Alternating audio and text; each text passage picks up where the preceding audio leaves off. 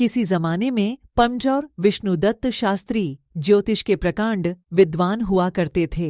उनकी पहली संतान का जन्म होने वाला था।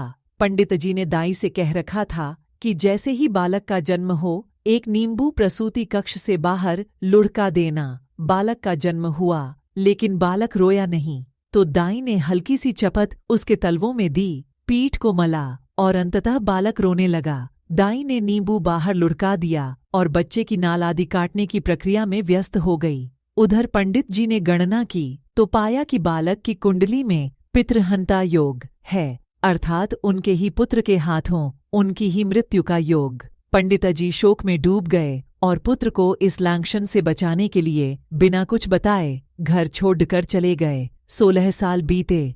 बालक अपने पिता के विषय में पूछता, लेकिन बेचारी पंडिताइन उसके जन्म की घटना के विषय में सब कुछ बताकर चुप हो जाती, क्योंकि उसे इससे ज्यादा कुछ नहीं पता था। अस्तु, पंडित जी का बेटा अपने पिता के पग चिन्हों पर चलते हुए प्रकांड ज्योतिषी बना।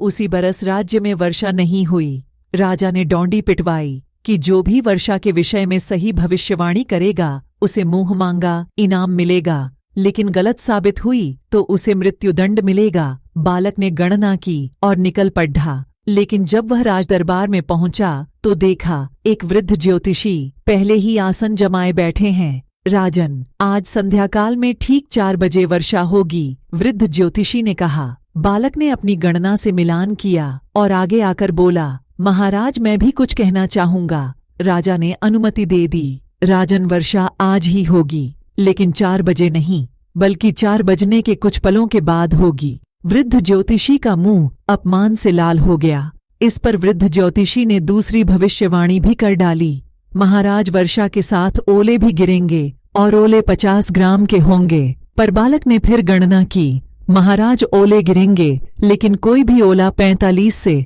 48 ग्राम से ज्यादा का नहीं होगा।